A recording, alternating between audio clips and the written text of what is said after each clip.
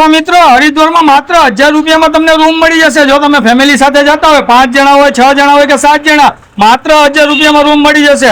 એમાં જો આપણે ગુજરાતી ભાઈઓ છે, રાજકોટના ભાઈ છે, અને જો તમારે ગુજરાતી જમવું હોય તો એ તમને એક્સ્ટ્રા અહીંયા જમવાનું મળી જશે। આપણે રાજકોટના ભાઈ છે, તમારે હરિદ્વારની હોટલ છે એ આપણે કઈ રીતની છે?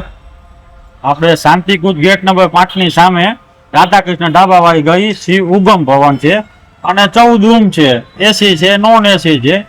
1000 રૂપિયામાં તમને રૂમ મળી જાય, એમાં 6-7 જણા આરામથી તમે રહી શકો એ ટાઈપ। તો મિત્રો આ જે હરિદ્વારમાં હોટલ છે એ તો આપણા ધાર્મિક માણસોની છે, સત્સંગી માણસો છે। તમને ખાવાનું પણ પ્યોર વેજ ત્યાં મળી જશે, એ પણ ગુજરાતી અને કાઠિયાવાડી। અને આ ભાઈ ત્યાંથી ચારધામની યાત્રા પણ કાઢે છે, એની બસ પણ હોય છે। જો તમે ગમે એટલા મેમ્બર હોય, ચારધામની યાત્રા પર વ્યક્તિ। તો મિત્રો આ હરિદ્વારમાં જે હોટલ છે એ સત્સંગી માણસોની છે, આપણા રાજકોટના છે, અને ત્યાં એકદમ ધાર્મિક વાતાવરણ છે, અને ત્યાં તમને જમવાનું પણ પ્યોર વેજ મળી જશે, એ પણ આપણું કાઠિયાવાડી અને ગુજરાતી। અને આ લોકો ચારધામની યાત્રા પણ કાઢે છે, માત્ર 20,000 રૂપિયા અમદાવાદથી અમદાવાદ, એમાં તમારે રહેવા જમવા બધા સાથે મળી જશે। આ ચારધામની યાત્રામાં કઈ રીતે છે?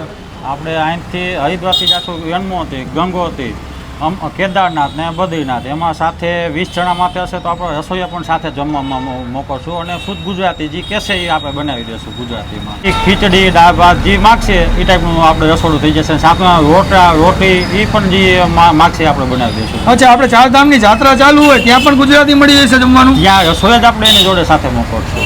વાહ, તો આનાથી વિશેષ શું છે? માત્ર 20,000 રૂપિયા પર વ્યક્તિ, એ પણ ચારધામની યાત્રા, અને ગુજરાતી તમને જમવાનું મળી જાય ને વાતાવરણ તમને ગુજરાતનું। તો મિત્રો આ આપણા ગુજરાતી જ છે। આ રીલને બને એટલી વધુમાં વધુ શેર કરજો, તમને વાતાવરણ પણ ગુજરાતી મળશે ને જમવાનું પણ ગુજરાતી મળશે, ને અહીંનું નામે ઉગમ ભવન છે।